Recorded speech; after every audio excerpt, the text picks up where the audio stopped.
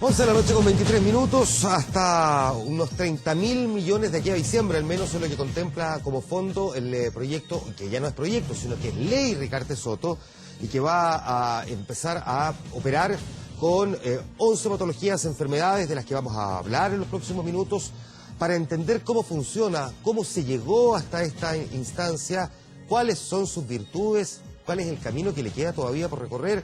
Lo vamos a conversar esta noche con nuestros invitados, a quienes presento de inmediato en esta parte de nuestro Vía Pública. Miriam Estivil, presidenta de la Fundación Chilena de Enfermedades, es lisosomales, así se denomina esta Fundación Chilena de Enfermedades lisosomales. Gracias, Miriam, por estar aquí. Bienvenida. Buenas noches. Buenas noches, gracias por invitarme. Soledad Valle es directora ejecutiva de la corporación Afanti, los niños con tirosinemia tipo 1. Muchas gracias por estar aquí. Bienvenida. Buenas noches. Cecilia Rovaretti, periodista, viuda del periodista Ricardo Soto. Cecilia, gracias por estar aquí. Hola, muy buenas noches y gracias también por este espacio. Y Bernardo Martorell, jefe de la División de Planificación Sanitaria del Ministerio de Salud. Muchas gracias por estar aquí. Bienvenido. Buenas noches. Buenas noches, Juan Manuel. Este va a ser, evidentemente, a diferencia de otros Vía Pública, un programa que pretendemos sea lo suficientemente informativo, aclaratorio y les sirva como herramienta también para poder comprender cómo funciona esta ley. Dicho eso, es bueno, al menos parece necesario, hacer la aclaración, el disclosure de que yo con Cecilia tengo una muy profunda amistad y todos los seguidores de este programa también saben la cercanía muy estrecha con Ricardo Soto y por lo tanto, a pesar de que puede que no resulte necesario, es bueno... ¿Pero qué te dije recién? Que te podía preguntar exactamente lo que yo quisiera. Exacto. Ya, prepárate. Mañana portada de Luna. Cecilia y Juan Manuel ya no se hablan más. Cecilia, primero vamos a lo simbólico, porque después vamos a ir a lo práctico. Esto tiene un emblema, representa algo muy relevante porque, dicho antes por este conductor, en el caso además de Ricardo, de una lucha no por él, sino que por otros. E incluso en momentos de una enfermedad muy avanzada y con dolores físicos incluso en su cuerpo. Por lo tanto, para alguien que lo acompañó en ese trance, en ese tránsito, incluso muchas veces queriendo que más bien él cuidara su salud y en lugar de estar dando esta pelea, finalmente hoy día lo ves materializada ahí en el diario oficial, que tú de hecho imprimiste como también parte de ese simbolismo. Claro, no lo podía creer. Por supuesto, pues sabes que esta es una etapa más, han sido cada etapa que hemos ido avanzando ha sido una alegría. Y hoy creo que Miriam me pone un WhatsApp y me dice, mándale besito al cielo o algo así. Y esa frase tan tierna, y de pronto sentí, se me hizo muy presente Ricardo, y dije, qué increíble, o sea, no lo puedo creer. A veces siento que es casi milagroso, digamos, y aquí estamos, que falta, que va a haber dificultades, todo eso es cierto, pero cuando tú miras para atrás de dónde empezó esto, en un café con 3 personas, diciendo, pero Ricardo, ¿estás loco? ¿Cómo va a hacer una marcha? Sí, lo podemos hacer, y así empieza todo, como la idea de una persona que después se suman las voluntades de todos y el enorme trabajo de ellos, de todas las asociaciones, se convierte en esto. Entonces son esas cosas en el mundo, en la vida, que hacen bien. Bernardo, hubo un hombre que tuvo que salir a dar esta pelea y detrás de ese hombre se pararon un montón de otras personas, probablemente incluso muchas más de las que se sospechó en algún momento, porque lo que se solía decir es, claro, los estudiantes tienen el vigor, la vitalidad para salir a marchar, los enfermos no tienen esa capacidad por cuestiones físicas y sin embargo nos encontramos no solamente con enfermos, sino que también con familiares suyos o personas que simpatizaban con la causa y esto se convirtió en un tema nacional. Tan evidente es eso que la ley lleva el nombre y apellido de quien encabezó esas movilizaciones. Incluso él mismo no había contemplado que esto se podía generar de esa manera. Me gustaría saber, con la perspectiva del tiempo, cómo se mira desde el punto de vista de la autoridad el que haya tenido que ser un ciudadano, el que haya generado una discusión de estas características, de esta categoría, porque la lógica le indica a uno que el Estado debería ser el que está dando esa pelea por este tipo de enfermedades. Bueno, yo creo que comparto el sentimiento de alegría que están todas las personas aquí presentes, todas las agrupaciones de pacientes. Pienso también que hace 2 años y medio fue la Marcha de los Enfermos, hace tan poco que realmente es sorprendente que una política pública se materialice en tan poco tiempo. La verdad es que el resultado de este proceso y la alegría la compartimos todos. Yo creo que sin participación ciudadana no hay progreso. Yo creo que ese es uno de los ejes de este gobierno y eso se demuestra en este proyecto de ley que justamente nace de la participación ciudadana, donde el Estado escucha la voz de los ciudadanos y hace realidad ese sueño, el sueño que, digamos, nace en esa conversación de un café. Y nosotros de verdad nos sentimos honrados de poder estar con Cecilia ahora. Nos da un poco de risa, nosotros tenemos reuniones de Ricarte. Esas son nuestras reuniones en el ministerio. O sea, vamos a tener una reunión de Ricarte ahora. Y eso demuestra, digamos, la influencia que tuvo él en nuestro trabajo hoy día, en lo que estamos haciendo, y estamos bien contentos de estarlo anunciando. Soledad, ¿qué representa, para terminar esta conversación, a ambas le pregunto también, qué representa desde el punto de vista simbólico? Ya vamos a ir al resultado práctico, pero desde el punto de vista simbólico esto. Bueno, yo creo que una de las cosas más importantes es que finalmente esto es una realidad que se luchó muchos años porque así fuera. Estuvimos muchos años siendo invisibles frente a una gran ausencia de cobertura, no figurábamos en ningún tema, en ningún lugar. Entonces, que esto sea un proyecto, que esto, como tú decías, sea una ley, es un gran avance como país, como ciudadanía, y debemos estar todos contentos, todos alegres, porque es una frase muy repetitiva que, claro, que hay que mirar para atrás, porque finalmente cuando uno mira para atrás, mira en este caso que somos de la etapa donde no había nada, donde perdimos muchos pacientes por falta de medicamentos, y estar ahora es como que el tiempo pasó rápidamente y es mágico, es un sueño hecho realidad.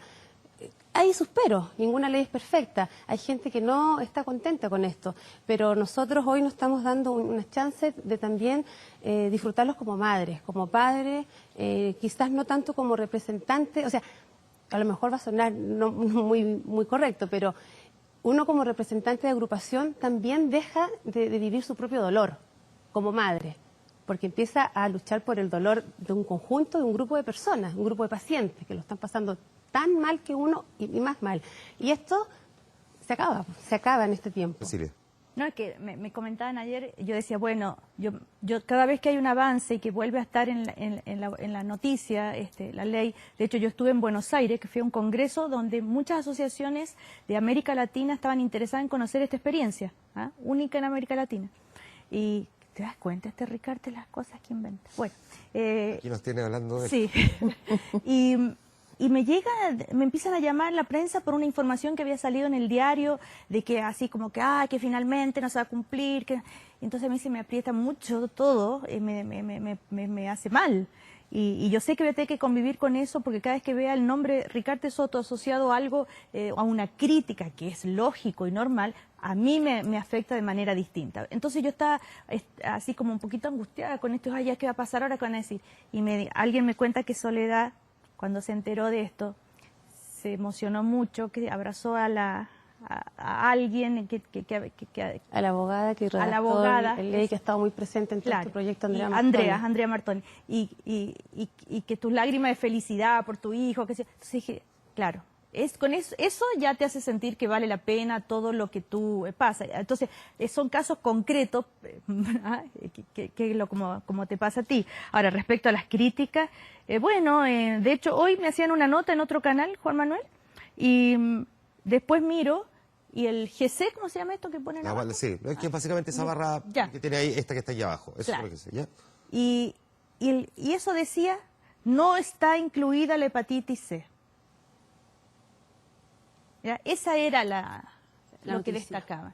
Entonces, ¿por qué? Son 11 enfermedades, son 11 patologías. Siempre se habló de unas primeras 11, y que ingresan ahora. Yo se lo he dicho hasta el cansancio, cuando no estés tú, pero está el otro, ponte contento por el otro, porque además significa que es posible, y ya llegará el próximo año otro grupo, y así sucesivamente. Tal cual como ha ido ocurriendo con el auge, que ha ido incorporando también otras pero enfermedades. Siempre me acuerdo del auge. Todo proyecto nuevo, cuando se inicia, es complejo poner en marcha. Que a uno se lo olvida, pero que fue incluso resistido por el propio colegio médico. Pero ¿se acuerda? Entonces, es complejo. Ahora, eso no quiere decir que la ley sea perfecta, que se podría haber hecho más rápido seguramente. Claro. Falta un decreto que está en Contraloría y que le pedimos, por favor, a la Contraloría que se apure y que lo mande ante el viernes, y que Hacienda, por favor, se apure y lo firme. Muy rápido las cosas de la Contraloría, partiendo por la designación del Contralor, pero... Pero puede suceder. Sí. No, No, pero la Contraloría... Ruega al señor que necesitemos un trámite en el registro civil también. Por favor, no. Además. Para esta ley la Contraloría se ha pasado y ha estado Sí, superpuesta no, bueno, y con toda la No disposición estoy y de criticando, hecho estoy nos ha diciendo, ayudado bastante. le estoy agradeciendo y diciendo, por favor, ya, pero ¿sabes qué otra cosa? Y con esto termino, esto de que si se cumple, si el viernes, dijeron que en octubre, no, pero tal vez el 3 de noviembre, y bueno, si es el 31 de octubre o el 3 de noviembre, en realidad no va a cambiar No. enormemente, ¿no? Déjame preguntarle, Cecilia, a Miriam también qué es lo que representa desde el punto de vista simbólico. Y ya vamos a hablar luego de lo que ustedes mismos representan en tanto a un colectivo de personas para quienes la vida va a cambiar definitivamente con una ley como esta. Primero, ¿qué representa desde el punto de vista simbólico? Para mí representa mucho porque yo estoy del año 2000 en esto. Y cuando empecé, porque yo tengo una hija con una enfermedad de alto costo. El año 2000 ni siquiera se hablaban de estas enfermedades. Así que para mí ha sido un largo caminar. Empezamos a trabajar en el ministerio, con parlamentarios, en hablar de una ley para estas enfermedades. Se trabajó, se hicieron proyectos y ahí quedaron. Y siempre digo que bendito sea Ricardo Soto, porque si él no hubiese empezado esto, si él no hubiese empezado a hablar de esta ley, estoy segura y pongo mi cabeza que todavía esta ley no existiría. Y doy gracias que él, que fue un personaje mediático y que se juntó en este café con esta persona y que yo tuve el honor de conocerlo y haberme juntado con él personalmente, que hablábamos y él tenía esta expectativa y siempre de que esta ley podría ser factible y él sabía que podía resultar y finalmente tener y que esta ley ya está, yo me siento feliz. Realmente, como dice Cecilia, nunca uno puede dejar conforme a las personas. O sea, yo también tengo sentimientos encontrados porque hay gente que no está conforme, pero por algo se empieza. Hace 15 años no había nada, hace 10 años no había nada, hace un año no había nada, pero hoy tenemos algo y por algo se empieza. El auge hoy tiene 80 patologías, hace 15 años no había nada. No, Entonces, por lo menos... Partió inicialmente con una idea, un listado largo, se tuvo que acotar también producto de una crisis económica y finalmente además ha ido todo un debate y de a poco se han ido incorporando y además los distintos gobiernos, sin distingo el color político, han ido adicionando porque entienden que esto, de hecho, que sería bueno recordar que esta discusión, esta ley, este proyecto, esta iniciativa surge además bajo el alero de una administración distinta a esta y esta le dio continuidad y permitió que finalmente por supuesto, saliera adelante. Esto se ha transformado en un tema país, en un tema de Estado, más allá de un tema político. Esto es transversal Bueno. porque es salud lo que está... No nos olvidemos que cuando empezó esto, nunca nos reunimos con ningún político. No. ¿Se acuerdan? No. Se nos acercaban todos. No. Nunca dejamos que subieran al escenario la marcha, de las 2 marchas que hicimos, nadie. Porque esa era la idea, que acá no se trataba de politizar, porque es normal que siempre los personeros políticos se acercan, porque te quieren ayudar, en buena también, pero también es una manera, ¿no es cierto?, de posicionarse. Pero eso fue una ventaja, encuentro yo. Yo te voy a preguntar, sin embargo, dónde has encontrado también las principales dificultades para poder seguir avanzando en este proyecto. Antes, déjame preguntarte, Bernardo, aquí hubo un momento en que también se produjo un punto de inflexión, de montones, pero probablemente el más simbólico y que quedó marcado en un hecho práctico fue con la llegada del nuevo ministro de Hacienda, donde él además establece la entrega de una determinada partida de recursos que ayudó a destrabar una parte de la discusión que se estaba generando.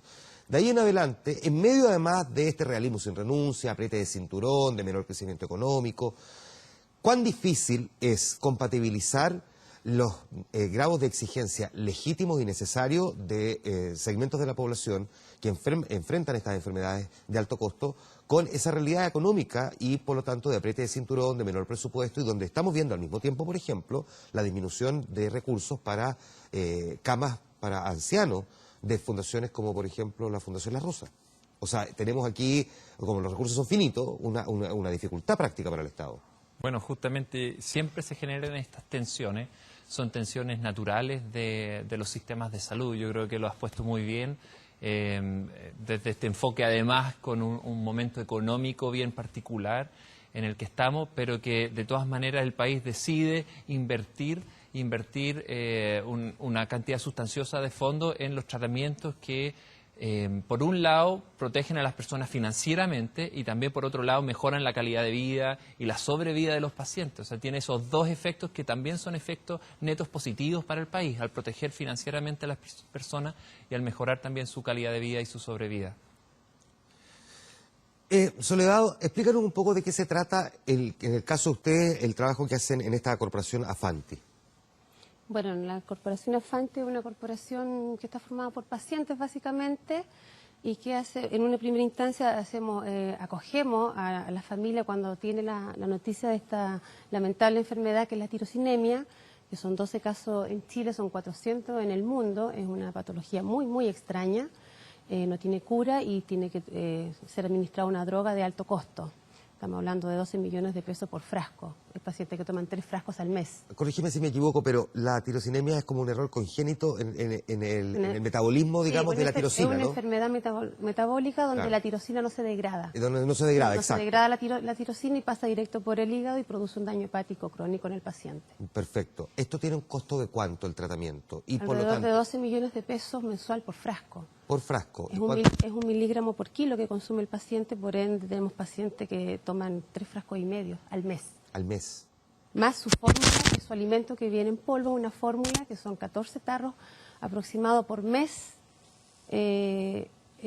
a un valor de 20.500 pesos. Ya, el medicamento es caro, ¿por qué? Porque es un solo laboratorio el que lo Porque desarrolló. un solo laboratorio que lo produce. ¿Cuántos años hay que esperar para que esa patente se pueda liberar y por lo tanto ese medicamento pueda ser, digamos, de fabricación por otros laboratorios y por lo tanto un precio más barato? Sí, me imagino yo que está patentado por muchos años más y que hay poco interés de la comunidad científica en tratar de investigar este medicamento porque finalmente somos pocos pacientes. Ese es el tema, que es difícil que quieran invertir en un mercado pequeño, porque a lo largo de los años también estamos conscientes que nosotros somos visibles como mercado. Aunque suena muy duro, pero somos un número. Con el consumo de este medicamento, sin embargo, ¿cómo es la sobrevida del paciente? O sea, con el consumo del medicamento el paciente puede llevar una vida normal, pero sería más normal si todavía el screening ampliado neonatal, este examen que se hace a los días de nacido del bebé, estuviese también dentro de esta canasta, porque un paciente pesquisado a los días de vida también es un paciente que va a tener una mejor sobrevida, donde el daño de la enfermedad se va a poder parar casi de manera inmediata. Y ese screening todavía no está implementado. Hasta donde yo sé, corrígeme tú por favor, esto todavía se puede hacer de manera particular. Ahora hay un piloto, me parece que lo van a implementar, o lo ideal es que tuviese dentro de esto también. Pero básicamente la corporación hace eso, recoge a las familias, las acoge, las orienta, porque es todo un cambio de vida, los niños no pueden consumir nada que venga desde el animal, es un cambio absolutamente en la vida familiar. Ya, una vez hecha esta explicación, es que solamente creo, por eso creo que es bueno el ejemplo, a partir de esta ley, ¿cuál es la diferencia que se establece para las personas que sufren de esta enfermedad? Bueno, la principal diferencia es que van a tener garantía por siempre de tener su fármaco.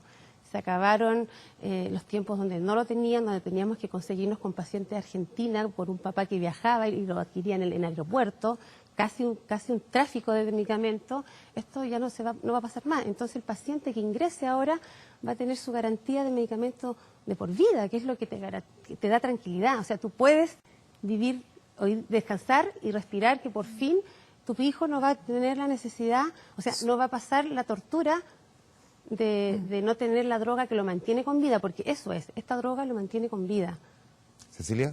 No, decía, bueno, además el tema económico. Ahora, yo también hago un llamado a la prudencia de las expectativas, siempre.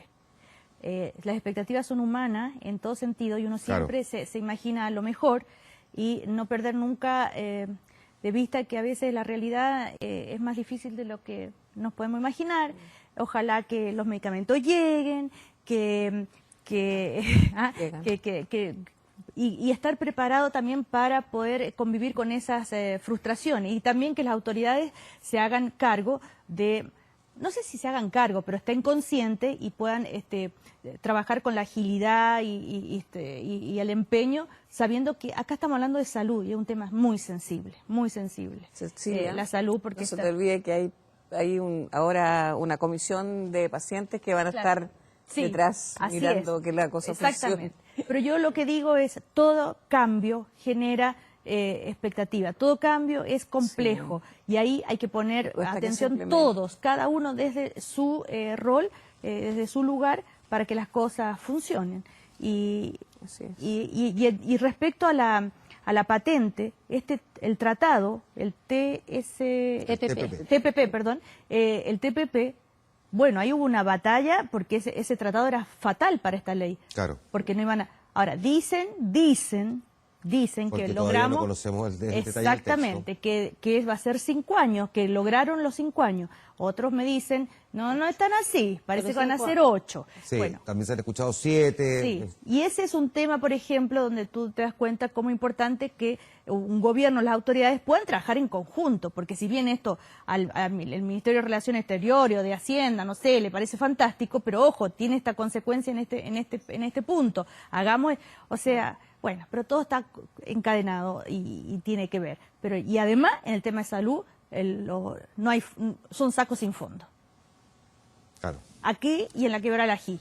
Así Miriam, que saber estar consciente de toda esa realidad. Hablemos un poquitito de las enfermedades lisosomales también y expliquemos primero de qué se trata, en qué consiste, cuáles son los problemas que genera y cuál es el costo que tiene para un enfermo. Las enfermedades lisosomales son enfermedades que carecen o tienen muy poco de una enzima, dependiendo porque dentro de la fundación tenemos varias enfermedades lisosomales, la enfermedad de Gaucher, Fabry, todas las mucopolisacaridosis y la enfermedad de Pompe. Por ejemplo, dependiendo la enzima que falte es lo que el paciente tiene, digamos. Por ejemplo, a mi hija le falta la glucocerebrosidasa, que es esa enzima, y ella tiene problemas de hígado, vaso y médula. Al tener el medicamento que es el reemplazo de la enzima, tiene una vida casi normal. Obviamente que la enzima la va a necesitar siempre. ¿Y si no? Pero al no tenerla, por ejemplo, cuando ella no tenía medicamento, su vida era con crisis, muchas hemorragias nasales, algunos tienen problemas, hay personas que tienen 8 o 9 operaciones a los huesos porque tienen infartos óseos. Un medicamento que cuesta ¿cuánto cuesta el tratamiento El mensual? promedio de las enfermedades lisosomales, porque varía Sí. entre uno y otro, es de 10 millones de pesos al mes. Perfecto. Costo que ninguna familia puede No, tener. nadie.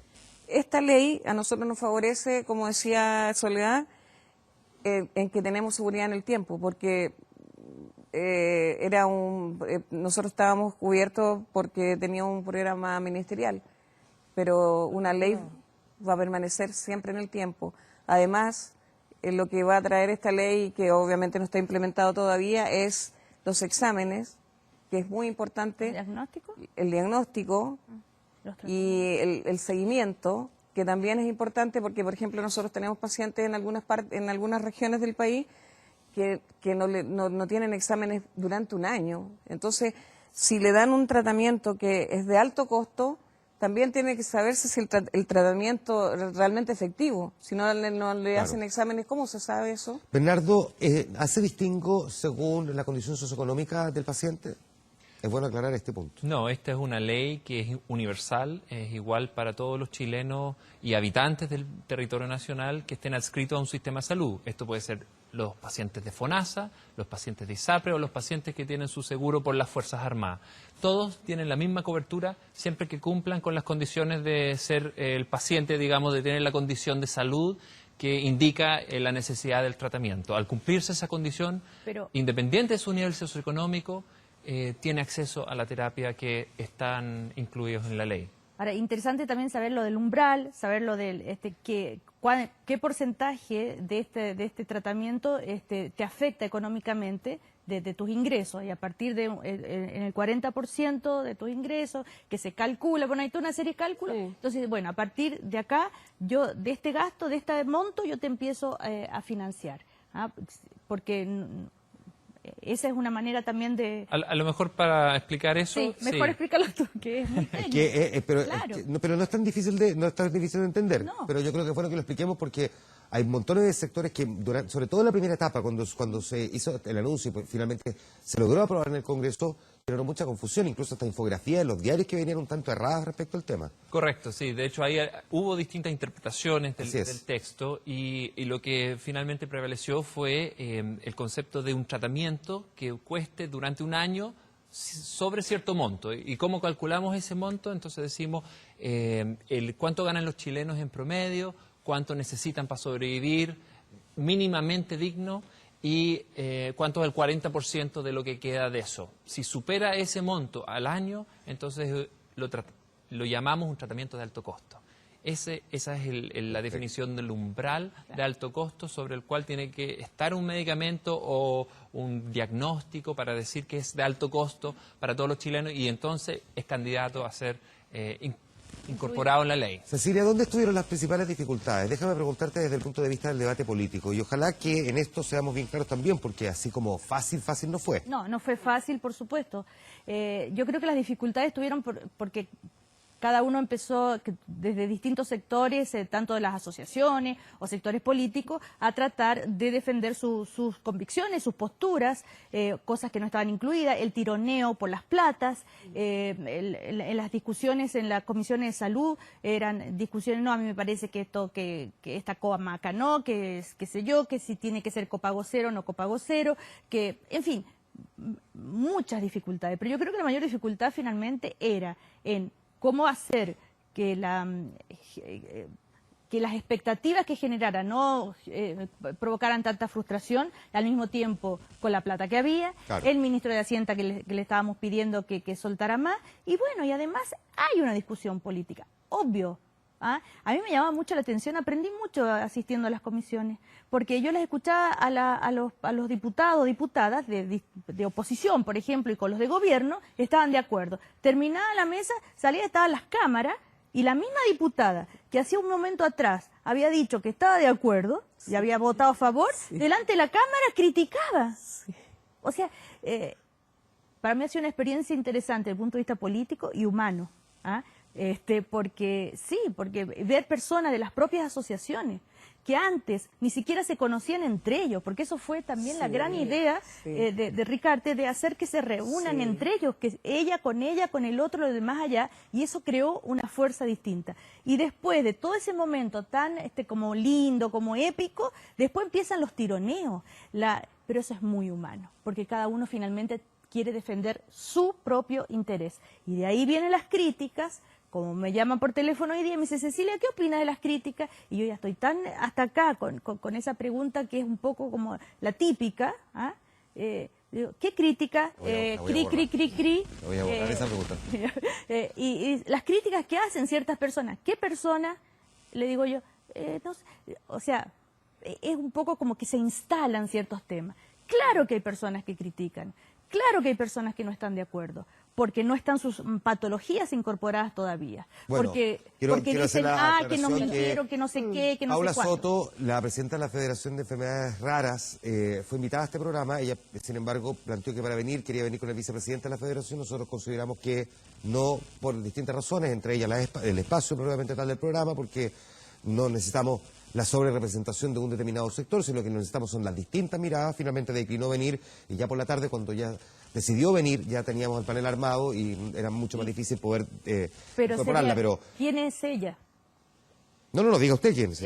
Bueno, ella la conocen más, pero Mira, ellos son como, digamos, disidentes, y con todo el respeto hacia ellos, pero que sean disidentes y que estén en contra me parece fantástico. O sea, no me parece fantástico, lo respeto, pero con argumentos. Y no como una vez ocurrió que uno de ellos dijo, si Ricarte Soto estuviera vivo, no estaría feliz con esta ley. Eso lo dijo aquí también. Acá.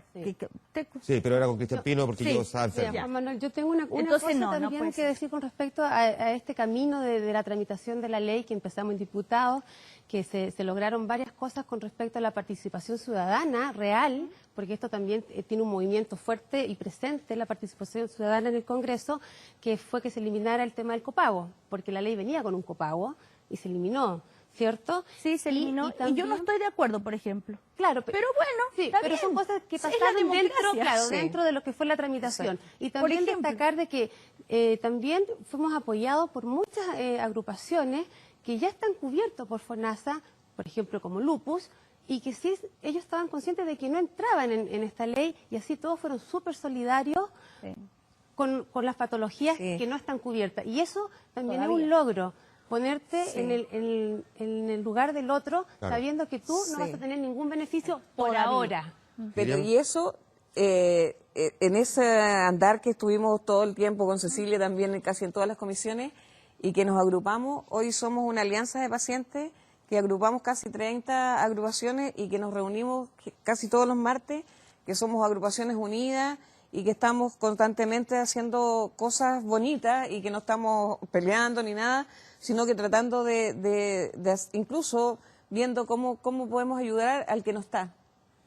Y eso es algo, creo que positivo dentro de todo eso que nos quedó después de la ley. Así es. Y respecto a las críticas, y van a seguir, y es lógico y normal, está el tema de las investigaciones. Por ejemplo, el otro día me tocó a mí... Dame un segundo, ¿puedes pasar nomás a pasarme el micrófono? Porque si no lo puedo estar alargando tanto rato para que estén hablando y tengo que hacer preguntas. ¿Qué pasa? Gracias. Aquí se me está yendo la batería. Gracias. Ok. Yo lo dejo por aquí. Gracias, muchas gracias. Ya, eso. El tema de la... Tú sabes que hay muchos médicos del mundo científico que están muy molestos con esta ley porque tiene una disposición que tiene que ver con a recomendaciones de la OMS incluso, que hace que los laboratorios, si experimentan contigo, Juan Manuel, supongamos, tú tienes una enfermedad, van a experimentar. Ok. Ya. El medicamento te hace bien. ¿Ya?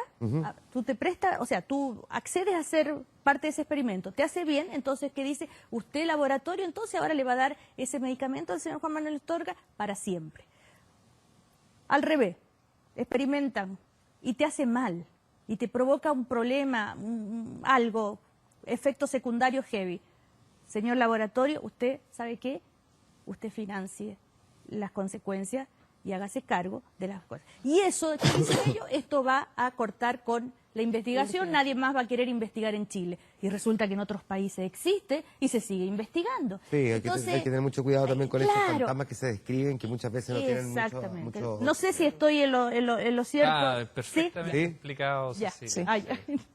¿Qué, por último, Bernardo, qué aprensión te genera, sin embargo, la entrada en funcionamiento de una ley? Porque a partir de aquí es ensayo y error, vamos a ir probando y seguramente nos vamos a encontrar también con algunos avatares complejos en el camino. Bueno, ninguno de nosotros nació sabiendo implementar una ley Ricardo Soto, pero ha sido, y todas las inquietudes que aquí se han planteado han sido también inquietudes que hemos vivido dentro del Ministerio de Salud, preguntándonos qué tratamientos incluir, qué tratamientos no incluir, cuáles criterios usar para tomar esas decisiones. Básicamente hemos optado por 3 grandes criterios. Uno, que los tratamientos cumplan con cierta efectividad terapéutica demostrada, cosa que sepamos que le va a hacer un bien al paciente, un bien que realmente es significativo.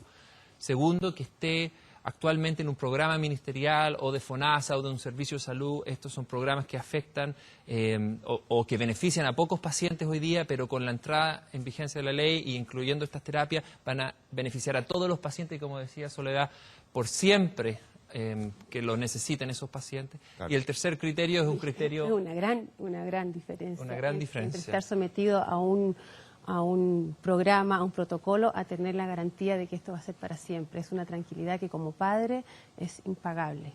Se agradece la voluntad de todos quienes De todas han maneras. participado en esto.